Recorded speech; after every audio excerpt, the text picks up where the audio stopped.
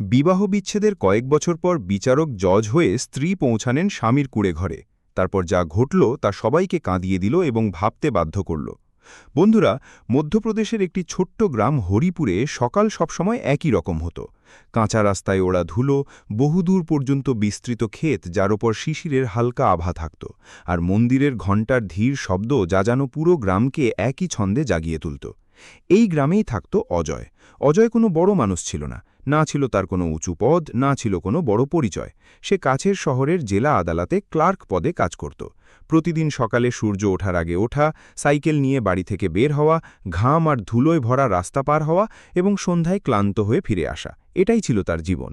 ঘর ছোট ছিল, উপায় সীমিত ছিল, কিন্তু তার বাবা মা এটাই বিশ্বাস করতেন যে সরকারি চাকরি থাকলে মানুষ নিরাপদ থাকে। তাদের কাছে এই চাকরি শুধু আয়ের উৎস ছিল না, বরং সমাজে সম্মান এবং ভবিষ্যতের গ্যারেন্টি ছিল। অজয় শান্ত স্বভাবের ছিল। সে কথা কম বলত কিন্তু ভাবত অনেক। বাবা মায়ের কথার অবাধ্য হয়ে কখনো কিছু বলত না। গ্রামবাসীরা তাকে সংস্কারী ছিলে বলত, এবং সম্ভবত এই পরিচয়ই তার জীবনের অনেক সিদ্ধান্ত আগে থেকেই নির্ধারণ করে দিয়েছিল। অন্যদিকে ভূপালে থাকা নেহার জগৎ ছিল একেবারে আলাদা। সেখানে সকাল শুরু হতো দ্রুত গতিতে। কলেজের ভিড়, লাইব্রেরির নীরবতা আর বইয়ের বন্ধ ছিল তার দিনের অংশ। নেহা ছোটবেলা থেকেই আলাদা ছিল। সে সেই মেয়েদের মতো ছিল না যারা শুধু বিয়ের স্বপ্ন দেখে এবং নিজের জীবন অন্য কারো নামে করে দেওয়াকেই গন্তব্য বলে মনে করে। তার স্বপ্ন ছিল জজ হওয়া। সে বিশ্বাস করত যে সমাজকে বদলাতে হলে শুধু অভিযোগ দিয়ে নয়, বরং ন্যায় বিচার দিয়ে বদলানো সম্ভব। তার বাবা মা মধ্যবিত্ত ছিলেন, কিন্তু তাদের চিন্তাভাবনা ছিল আধুনিক। তারা নেহাকে সব সময় পড়তে, এগিয়ে যেতে এবং প্রশ্ন করতে উৎসাহিত করেছিলেন। কিন্তু একটা বয়সের পর সমাজ প্রশ্ন করতে শুরু করে। আত্মীয়দের গলার আওয়াজ জড়া হতে থাকে, প্রতিবেশীদের দৃষ্টি বিদ্ধে শুরু করে। মেয়ে বড় হয়েছে, বিয়ে কবে দেবে? আর এখান থেকেই নেহার জীবনে অজয়ের নাম আসে। প্রথম দেখাটা ছিল সাদামাটা। অজয় সাদা শার্ট আর সাধারণ প্যান্ট পরেছিল। না কোনো লোক দেখানো ব্যাপার, না কোনো কৃত্রিম আত্মবিশ্বাস। তার চোখে ছিল শুধু এক সহজ সরল সত্য। নেহা কোনো রাখঢাক না করেই প্রশ্ন করল, আমি বিয়ের পরও পড়াশোনা চালিয়ে যেতে চাই। আমার স্বপ্ন জজ হওয়ার। আপনি কি আমার সাথ দেবেন? অজয় বেশি কিছু না ভেবেই উত্তর দিল, আপনি যদি এগিয়ে যান তবে আমার খুশিই হবে। সম্ভবত সে তখন এই কথার গভীরতা বুঝতে পারেনি, কিন্তু নেহা সেই উত্তরের সততা দেখতে পেয়েছিল।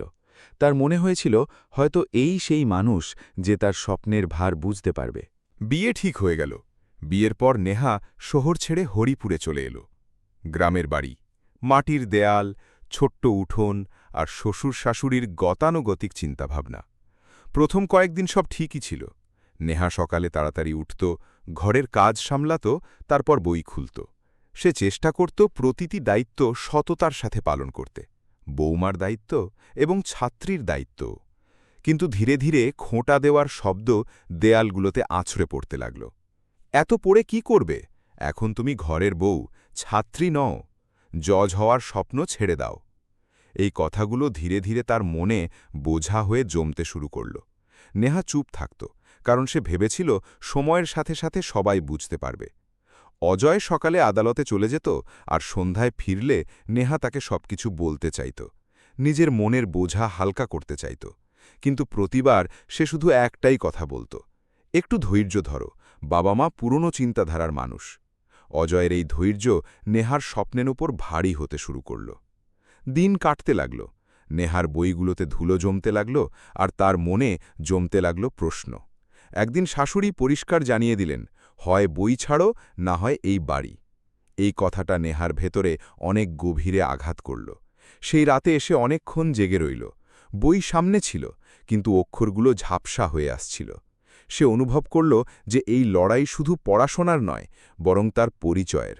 সে যদি আজ মাথা নিচু করে নেয়, তবে সারা জীবন তাকে এভাবেই থাকতে হবে। পরের দিন সকালে নেহা অজয়ের সাথে পরিষ্কার কথা বলল, আমি তোমার সাথে থাকতে চাই, কিন্তু নিজের স্বপ্নগুলোকে মেরে ফেলে নয়। তুমি যদি চুপ থাকো, তাহলে আমি ভেঙে পড়ব। অজয় কিছুই বলল না, না সমর্থন, না বিরোধিতা। আর এই নীরবতাই ছিল সবচেয়ে বেশি যন্ত্রণাদায়ক। সেই নীরবতা যা নেহাকে একাকিত্বের অন্ধকারে ঠেলে দিচ্ছিল। কয়েক সপ্তাহ পর নেহা নিজের বাবার বাড়িতে ফিরে গেল। বাড়ি থেকে যাওয়ার সময় সে পেছন ফিরে তাকায়নি, কারণ তার ভয় ছিল যদি সে তাকায় তবে হয়তো নিজেকে আর আটকাতে পারবে না। বিবাহবিচ্ছেদের কাগজপত্র পাঠানো হলো। নেহা সেগুলোর দিকে তাকালো, স্পর্শ করল, যেন সেগুলো কাগজ নয়, তার জীবনের সবচেয়ে কঠিন পরীক্ষা। কিন্তু সে সই করল না। সে শুধু এটুকু বলল, আমি হার মানব না, না আমার স্বপ্নের কাছে, না আমার ভালোবাসার কাছে। এই কথা বলে সে নিজেকে আবারও বইয়ের জগতে সঁপে দিল। এই সিদ্ধান্ত সহজ ছিল না, কটূক্তি এখানেও ছিল, প্রশ্ন এখানেও ছিল, কিন্তু এবার তার কাছে তার স্বপ্নের ভরসা ছিল। দিনরাতের পরিশ্রম, একাকিত্বের লড়াই এবং সমাজের বিধে থাকা দৃষ্টির মাঝে নেহা তার পড়াশুনো চালিয়ে গেল। প্রতিটি পাতা উল্টানোর সময় তার অজয়ের সেই নীরবতার কথা মনে পড়ত। প্রতিটি প্রশ্ন সমাধান করার সময় সে নিজের কান্না চেপে রাখত। এই পথ চলা সহজ ছিল না, কিন্তু এটা ছিল তার নিজের পথ চলা। সে মনে মনে ঠিক করে নিয়েছিল যে যাই হোক না কেন সে নিজেকে অসম্পূর্ণ রাখবে না। এই চিন্তাই তাকে এগিয়ে নিয়ে যেতে লাগল। আর অন্যদিকে হরিপুরে অজয়ের জীবন সেখানেই থমকে গিয়েছিল।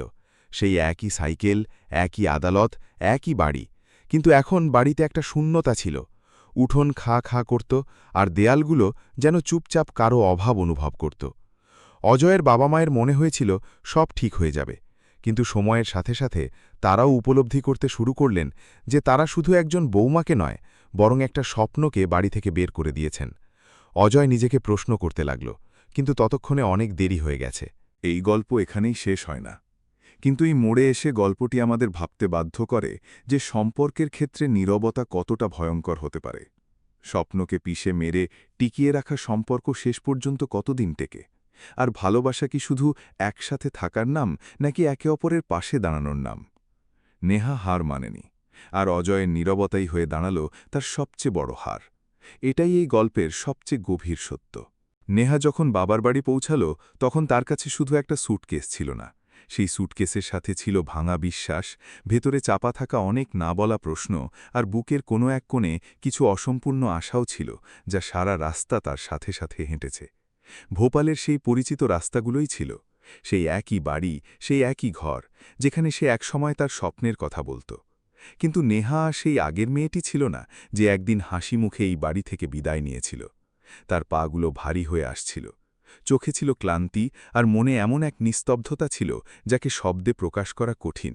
মা দরজা খুলতেই নেহাকে দেখে সব বুঝে গেলেন। কোনো প্রশ্ন নেই, কোনো বকাঝকা নেই, শুধু দুহাত বাড়িয়ে দিলেন, আর নেহা মায়ের বুকে জড়িয়ে ধরল। সেই আলিঙ্গনে প্রশ্নের বদলে ছিল কেবল চোখের জল, অভিযোগের বদলে ছিল এক অদ্ভুত শান্তি। বাবা কাছেই দাঁড়িয়েছিলেন, তার চোখে কষ্টও ছিল, আবার ভরসাও ছিল।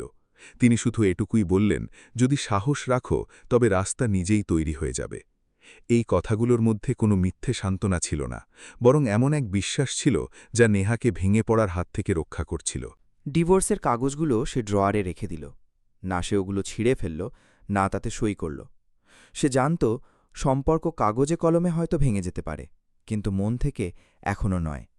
কোথাও না কোথাও তার ভেতরে এখনও একটা সুতো বাঁধা ছিল, যা তাকে পুরোপুরি ভেঙে পড়তে দিচ্ছিল না। সেদিনই সে নিজের কাছে প্রতিজ্ঞা করল যে আর পেছনে ফিরে তাকাবে না। এখন সে শুধুই এগিয়ে যাবে। নেহা তার সমস্ত শক্তি দিয়ে জজ হওয়ার প্রস্তুতি শুরু করে দিল। সকাল 4টেই অ্যালার্ম বাজত, চোখ খুললেই শরীর ক্লান্ত লাগত, কিন্তু মন ছিল জেদি। রাত 2টা পর্যন্ত পড়াশোনা করাই তার রুটিন হয়ে দাঁড়াল। কখনো সংবিধানের মোটা বই, কখনো কেস লয়ের জটিল সব বাক্য, কখনো পুরনো রায়ের ফাইল। প্রতিটি পাতা যেন তার পরীক্ষা নিচ্ছিল। অনেকবার বইয়ের উপর তার চোখের জল গড়িয়ে পড়ত, অক্ষরগুলো ঝাপসা হয়ে আসত, আর হাত কাঁপতে শুরু করত। তখন সে নিজেকে বলত, আজ যদি আমি না কাঁদি তাহলে কাল সারা পৃথিবী আমায় কাঁদাবে। এই কথাটাই তাকে আবার সোজা হয়ে বসতে সাহায্য করত। চোখ মুছে সে আবার পড়তে শুরু করত। সমাজ চুপ করে বসে থাকেনি। আত্মীয়দের প্রশ্ন তীরের মতো ধেয়ে আসত। এত পড়াশোনা কিসের জন্য? মেয়ে আর কতদিন একা থাকবে? দ্বিতীয় বিয়ে করে নাও, সব ঠিক হয়ে যাবে। নেহা বাইরে থেকে শুধু একটু হাসত, কিন্তু ভেতরে প্রতিটি প্রশ্ন তাকে আহত করত। তার মা অনেকবার তাকে ধীরে করে বলতেন, মারে, একা একা জীবন কাটানো যায় না। নেহা প্রতিবার শান্ত কিন্তু দৃঢ়স্বরে উত্তর দিত, কারু সাথে থেকে প্রতিদিন মরার চেয়ে একা থেকে ভেঙে পড়াও অনেক ভালো।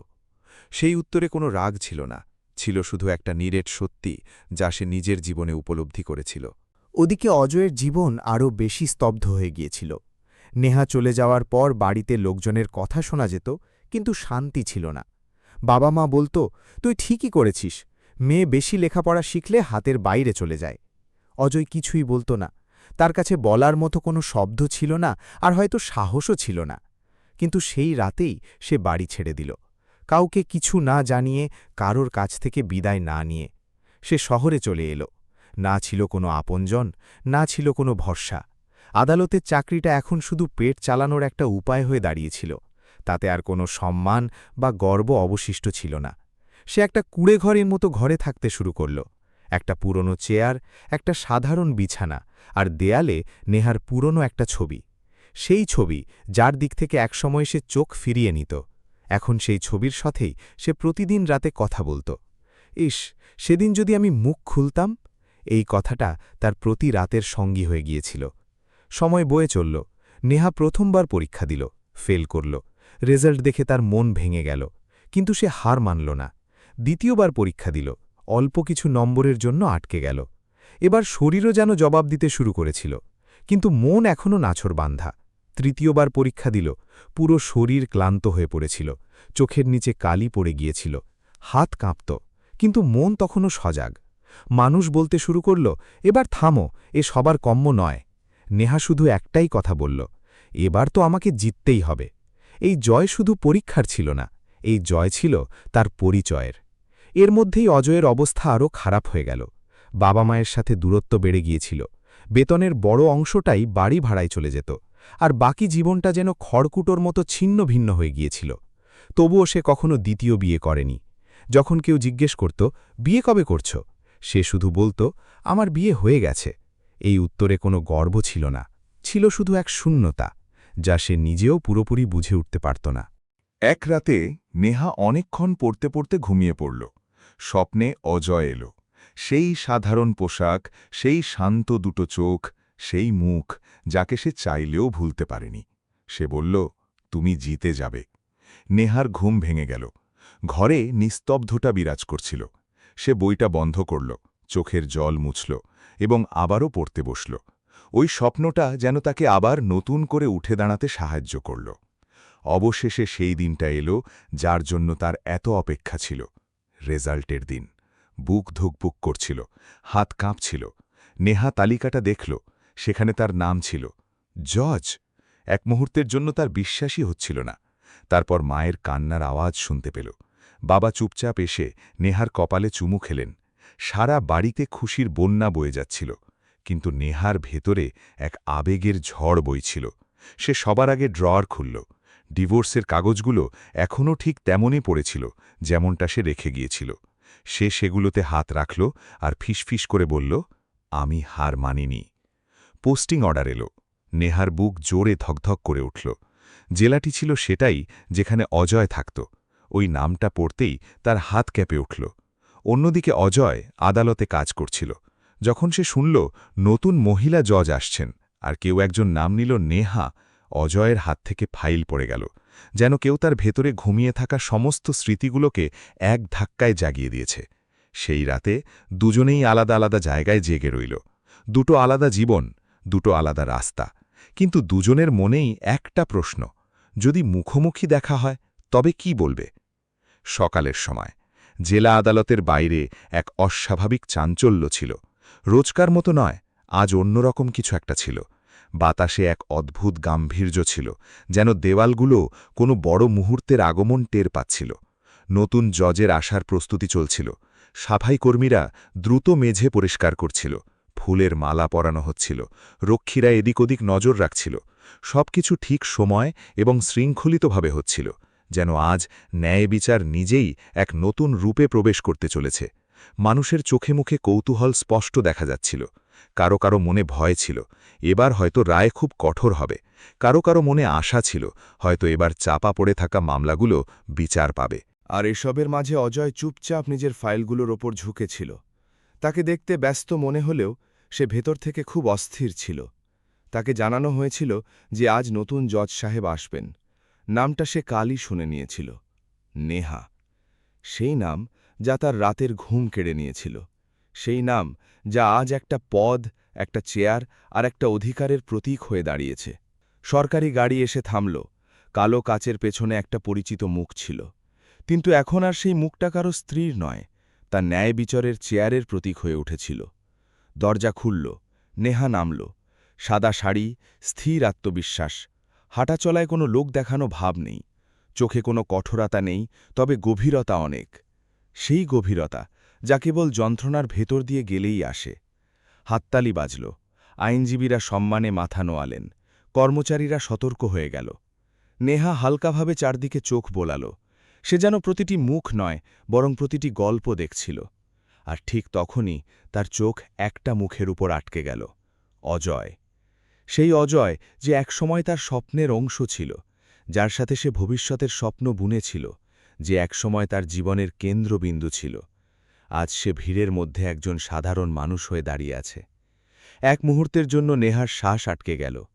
মন কিছু বলতে চাইল, স্মৃতিগুলো একসাথে কড়া নাড়ল, কিন্তু তার মুখে সেই জজের সেই গাম্ভীর্য বজায় রইল। সে মুহূর্তের মধ্যে নিজেকে সামলে নিল। অজয় চোখ নামিয়ে নিল। সে ভেবেছিল নিজেকে সে সামলে নিতে পারবে, সে তৈরি, সে মজবুত, কিন্তু মন কখনো নির্দেশ মানে না। প্রথম মামলা ডাকা হল। কোর্টরুম ভর্তি ছিল, পরিবেশ ছিল থমথমে। এক গরিব শ্রমিকের জমি এক প্রভাবশালী ঠিকাদার জাল কাগজপত্র দিয়ে দখল করে নিয়েছিল। বছরের পর বছর ধরে মামলাটি চাপা পড়েছিল, কখনো তারিখ, কখনো সাক্ষী, কখনো চাপ। আজ প্রথমবার শুনানি সঠিক পথে এগোচ্ছিল। নেহা প্রতিটি কথা মনোযোগ দিয়ে শুনছিল। তার চোখ ফাইলের চেয়ে মুখগুলোকে বেশি পড়ছিল। সাক্ষীকে ডাকা হল। অজয়? সে উঠে দাঁড়াল, তার পাগুলো ভারী ছিল, কিন্তু শিরদাঁড়া সোজা। নেহা মাথা তুলল, দুজনের চোখাচোখি হল। এক মুহূর্তের জন্য পুরো কোর্ট শান্ত হয়ে গেল। সেই নীরবতা শব্দের চেয়েও বেশি কথা বলছিল। নেহা নিজেকে ভেতর থেকে শক্ত করল, নাম জিজ্ঞেস করল, গলা শান্ত ছিল। অজয়, সত্যি কথা বলবেন? হ্যাঁ। অজয় সত্যিটাই বলল, প্রতিটি কথা পরিষ্কার, প্রতিটি শব্দ নির্দ্বিধায়। সে কোনো ভয় দেখেনি, না ভেবেছে ফলাফলের কথা, সে শুধু সত্যটাই দেখেছিল। ঠিকাদার রেগে আগুন হয়ে গেল, তার মুখ লাল হয়ে গেল, মামলাটি তার হাত ফসকে যাচ্ছিল। কোর্টের বাইরে সে অজয়কে হুমকি দিল, বেশি হিরো সাজিস না, জজ বদলে যাবে, কিন্তু তুই বাঁচবি না। অজয় কিছুই বলল না। সন্ধ্যায় সে কাজ থেকে বের হল, অন্ধকার নেমে এসেছিল, রাস্তাঘাট ছিল ফাঁকা। একটা গলিতে 4 জন লোক তার সামনে এসে দাঁড়াল। কোনো তর্ক নেই, কোনো সতর্ক বার্তাও নেই, কোনো কথা না বলেই লাঠি চলতে শুরু করল। একের পর এক আঘাত, অজয় মাটিতে লুটিয়ে পড়ল। ব্যথার চেয়ে তার বেশি আক্ষেপ হচ্ছিল এটা ভেবে যে সত্যি কথা বলার দাম এত চড়া হয়। অন্যদিকে নেহা তার কেবিনে বসেছিল, ফাইল সামনে ছিল, কিন্তু মন অন্য কোথাও, আর তার আঙুল বারবার থেমে যাচ্ছিল। ঠিক তখনই খবর এলো অজয়ের উপর হামলা হয়েছে, তাকে হাসপাতালে নিয়ে যাওয়া হয়েছে। নেহার আঙুলগুলো চেয়ারের হাতলটা শক্ত করে চেপে ধরল, বুকের ভেতরটা যেন ভেঙে টুকরো হয়ে গেল। তার ভেতরে একজন জজ নয়, বরং একজন স্ত্রী জেগে উঠল। সেই চেয়ার, সেই ফাইল, সেই পদ, সব যেন এক নিমিষেই পিছনে পড়ে রইল। রাতে নেহা সরকারি গাড়িতে নয়, বরং একটা সাধারণ গাড়িতে করে হাসপাতালে পৌঁছল। না ছিল কোনো সাইরেন, না কোনো জাকজমক। আইসিইউর বাইরে অজয় শুয়েছিল, ব্যান্ডেজে মোড়ানো, জ্ঞানহীন, দুর্বল। নেহা সেখানেই বেঞ্চের ওপর বসে পড়ল। নিঃশব্দে তার চোখের জল পড়তে লাগল। প্রতিটি অশ্রুবিন্দিতে একটা করে প্রশ্ন ছিল, একটা অনুশোচনা ছিল, একটা শূন্যতা ছিল। সারা রাত সে ওখানেই বসে রইল। সকাল হল। হাসপাতালের জানালা দিয়ে আলো এসে পড়ল।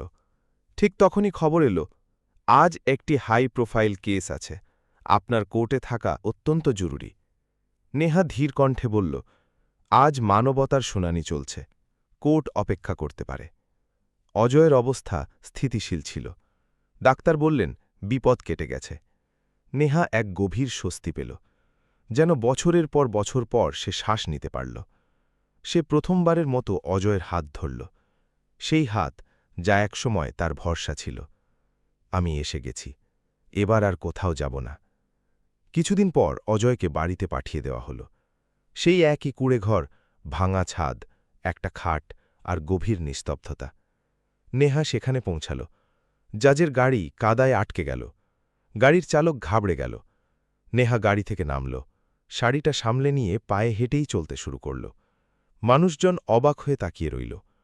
চেয়ারের উচ্চতা আজ কাদায় নেমে এসেছিল। কুঁড়েঘরের ভেতর অজয় শুয়েছিল। নেহা ধীর স্বরে বলল, এখানে একা থাকো কেন? অজয় চোখ খুলল। তার বিশ্বাসই হচ্ছিল না। তুমি এখানে? নেহা তার পাশে বসল। কেন আসতে পারি না? এটাও তো আমার ঘর। চারদিকে নিস্তব্ধতা নেমে এলো, তবে এই নিস্তব্ধতা এখন আর যন্ত্রণাদায়ক ছিল না, বরং এতে ছিল অদ্ভুত প্রশান্তি। তারপর অজয় বলল, আমি তোমাকে আটকাতে পারিনি, তাই নিজেই পিছিয়ে এসেছিলাম। নেহার গলা কেঁপে উঠল। আর আমি তোমাকে ছেড়ে যাইনি, শুধু নিজেকে বাঁচিয়েছিলাম। দুজনেই কেঁদে ফেলল। সেই কুঁড়েঘরে কোনো উঁচু চেয়ার ছিল না, কোনো পদমর্যাদা ছিল না, রায় শোনানোর মতো কেউ ছিল না।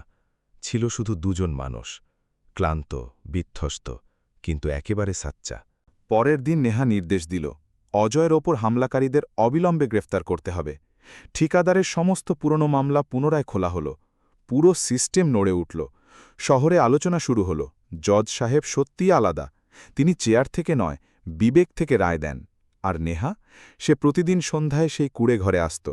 কোনো হইচই বা লোক দেখানো ছাড়াই চুপচাপ এসে বসত। অজয়ের ওষুধপত্র ঠিকঠাক রাখত। দুজনে কথা বলতো কম, কিন্তু বুঝত বেশি, কারণ কিছু সম্পর্ক শব্দের নয়, একে অপরের পাশে থাকার দাবি রাখে। রাত গভীর হয়ে এসেছিল। কুঁড়েঘরের বাইরে হালকা বাতাস বইছিল, যা ভাঙা টিনের চালের সাথে ধাক্কা খেয়ে এক অদ্ভুত করুণ সুরের সৃষ্টি করছিল, যেন পরিস্থিতি নিজেই কিছু বলতে চাইছে। ভেতরে একটা ছোট প্রদীপ জ্বলছিল। তার শিখা কাঁপছিল ঠিকই, কিন্তু নিভে যাচ্ছিল না। একেবারে সেই দুটো জীবনের মতো, যা ভেঙে গিয়েছিল কিন্তু শেষ হয়ে যায়নি। সেই মৃদু আলোতে নেহা অজয়ের পাশে বসেছিল। অজয় ঘুমাচ্ছিল, কিন্তু তার নিঃশ্বাস এখনও ক্লান্ত শোনাচ্ছিল, যেন প্রতিটি শ্বাসের সাথে সে অতীতের যন্ত্রণাকে বের করে দেওয়ার চেষ্টা করছিল।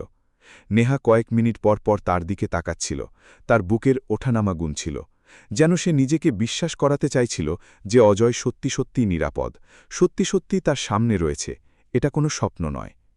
সেই কুঁড়েঘরে না ছিল কোনো প্রতিপত্তি, না কোনো উঁচু চেয়ার, না কোনো আদেশ দেওয়ার মতো স্বর। সেখানে শুধুই দুটো জীবন ছিল, যা সময়, সমাজ, নীরবতা আর পরিস্থিতির সাথে লড়তে লড়তে ক্লান্ত হয়ে পড়েছিল। কিন্তু আজ তারা একে অপরের সামনে কোনো রকম মুখোশ ছাড়াই বসেছিল। নেহা খুব ধীর গলায় বলল, জানো অজয়, আমি কোর্টে হাজার হাজার রায় শুনিয়েছি, বড় বড় মামলায়, যেখানে আমার একটা শব্দে কারো জীবন বদলে যায়, কিন্তু সবচেয়ে কঠিন রায়টা আমাকে আজ নিতে হচ্ছে। অজয় ধীরে ধীরে চোখ খুলল। শরীর এখনও দুর্বল ছিল, আর গলা আরও বেশি। সে জিজ্ঞেস করল, কোন রায়? নেহার চোখে জল চলে এলো, গলা ধরে এলো, এই যে, আজ আমি এখানে কোনো জজ হয়ে নয়, তোমার স্ত্রী হয়ে বসে আছি। অজয় কিছুক্ষণ চুপ করে রইল, যেন উপযুক্ত শব্দ খুঁজছিল। তারপর বলল, আমি তোমাকে এই কুঁড়েঘরে এনে লজ্জিত করতে চাইনি। নেহা, তুমি আজ অনেক বড় হয়ে গেছ। নেহা আলতো করে হাসল, সেই হাসি যার মধ্যে কষ্টও ছিল, আবার প্রশান্তিও ছিল। বড় আমি হইনি অজয়, আমি শুধু দায়িত্বশীল হয়েছি। আর দায়িত্ব শুধু চেয়ারের হয় না, সম্পর্কেরও হয়। সেই রাতে নেহা ওখানেই থেকে গেল। না কোনো সরকারি গাড়ি, না কোনো সুরক্ষাকর্মী, না কোনো বিশেষ আয়োজন, কেবল একটা ভাঙা খাট, ঠান্ডা বাতাস আর মনে জমে থাকা সেই বরফ, যা ধীরে ধীরে গলতে শুরু করেছিল, যেন বছরের পর বছর পর কেউ তাতে স্পর্শ করেছে। পরের দিন শহরে তুমুল হইচই পড়ে গেল। খবরটা আগুনের মতো ছড়িয়ে পড়েছিল যে জজ সাহেব রোজ একটা কুঁড়েঘরে যাচ্ছেন। কেউ কেউ কটূক্তি করল, পদের মর্যাদা ভুলে গেছেন। কেউ বলল, এসবই লোক দেখানো, মানুষের সহানুভূতি আদায়ের চেষ্টা মাত্র। কিন্তু নেহা কারোর কথা কানে তুলল না। না সে কোনো সাফাই দিল, না কোনো বয়ান। ওই দিনই সে নির্দেশ জারি করল, অজয়ের ওপর হামলাকারী সমস্ত অভিযুক্তের অবিলম্বে গ্রেফতার, ঠিকাদার ও তার পুরো চক্রের গভীর তদন্ত, এবং সেই সমস্ত পুরনো মামলা যা বছরের পর বছর ধরে চাপা করেছিল, সেগুলো আবার পুনরায় খোলার নির্দেশ। পুরো সিস্টেম কেঁপে উঠল। যে আদালতে এতদিন শুধু টাকার ঝনঝনানি শোনা যেত, সেখানে এবার ন্যায় বিচারের শব্দ প্রতিধ্বনিত হতে লাগল। কয়েকদিন পর অজয়ের শারীরিক অবস্থার বেশ উন্নতি হল। ডাক্তাররা জানালেন এখন আর কোনো বিপদের আশঙ্কা নেই। নেহা তাকে বলল শহরের সরকারি কোয়ার্টারে চলে আসতে, যাতে চিকিৎসা ও থাকা খাওয়া সহজ হয়। অজয় পরিষ্কার মানা করে দিল। সে শান্ত অথচ দৃঢ় স্বরে বলল, আমি ততক্ষণ এখান থেকে যাব না যতক্ষণ এই কুঁড়েঘরটি আমার পরিচয়। আমি চাই না মানুষ বলুক যে আমি জজের কারণে ওপরে উঠেছি।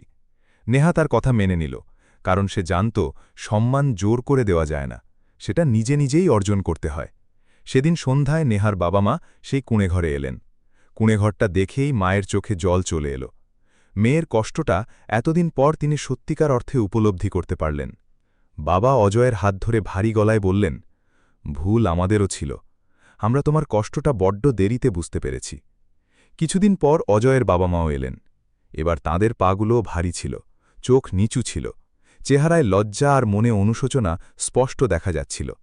শাশুড়ি কাঁপা গলায় বললেন, মা রে, আমাদের ক্ষমা করে দিস। আমরা তোর স্বপ্নগুলোকে বোঝা বলে মনে করেছিলাম। নেহা তাদের পা ছুঁয়ে প্রণাম করল এবং অত্যন্ত শান্ত গলায় বলল, আজ যদি আমি এখানে দাঁড়িয়ে থাকি তবে ওই সংগ্রামের কারণেই। ক্ষমার কোনো প্রয়োজন নেই, শুধু একটু বোঝার দরকার ছিল। আর হয়তো সেই বোধটাই এই কুঁড়েঘরে প্রথমবার সম্পূর্ণভাবে ধরা দিল। অবশেষে সেই দিনটা এলো যার কথা কেউ কল্পনাও করেনি। না কোনো ব্যান্ড, না কোনো বরযাত্রী, না কোনো হইচই। একেবারে সাদা মাটা একটা অনুষ্ঠান। আদালতের ছুটির দিনে সেই একই সরলতার সাথে নেহা ও অজয় একে অপরের হাত ধরল। এবার না কোনো শর্ত ছিল, না কোনো বড় বড় প্রতিশ্রুতি। শুধু এই গভীর উপলব্ধি ছিল যে সম্পর্ক সমতা দিয়ে চলে, ত্যাগ বা ভয়ের জোরে নয়, বরং সম্মান দিয়ে। নেহা আজও জজ, তবে এখন সে শুধু ফাইল দেখে রায় দেয় না, জীবন দেখে রায় দেয়।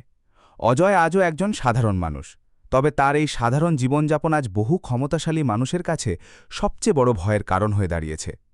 কুঁড়েঘরটা আজও আছে, ভাঙাচোরা, সাধারণ, কিন্তু আজ আর তা লজ্জার নয়, বরং সংগ্রাম, সত্য এবং আত্মসম্মানের প্রতীক। কারণ মানুষের উচ্চতা তার বাড়ি দিয়ে নয়, তার বিবেক দিয়ে মাপা হয়। এই গল্পটি আমাদের এটাই শেখায় যে সম্পর্ক তখন ভেঙে যায় যখন আমরা চুপ করে থাকাকে সহজ বলে মনে করি, আর সম্পর্ক তখন বাঁচে যখন আমরা একে অপরের স্বপ্নকে নিজের বলে মেনে নিই। পদ, অর্থ এবং সমাজ কিছু সময়ের জন্য মানুষকে আলাদা করতে পারে, কিন্তু সত্যিকারের ভালোবাসা এবং মানবতা শেষ পর্যন্ত নিজের পথ খুঁজে নেয়। এবার আপনি বলুন, নেহা যদি সেদিন তার স্বপ্নের সাথে আপোষ করত, তাহলে কি এই গল্প কখনো ন্যায় বিচারের গল্প হতে পারত? আর অজয় যদি সেদিন চুপ না থাকত, তাহলে কি দুজনকে এত কষ্ট সহ্য করতে হতো? আপনার যদি মনে হয় যে সম্পর্কের আসল মূল্য অর্থ বা প্রতিপত্তি দিয়ে নয়, বরং বোঝাপড়া ও সম্মান দিয়ে নির্ধারিত হয়, তবে এই গল্পটিতে লাইক দিন, নিজের বন্ধু এবং পরিবারের সাথে শেয়ার করুন। চ্যানেল অবশ্যই সাবস্ক্রাইব করুন এবং কমেন্টে জানান যে আপনি কোন শহর থেকে দেখছেন আর এই গল্প আপনাকে কি ভাবতে বাধ্য করল। আবার দেখা হবে এমনই আরেকটি গল্পের সাথে, যা হৃদয় থেকে বেরিয়ে সরাসরি হৃদয়ে পৌঁছবে।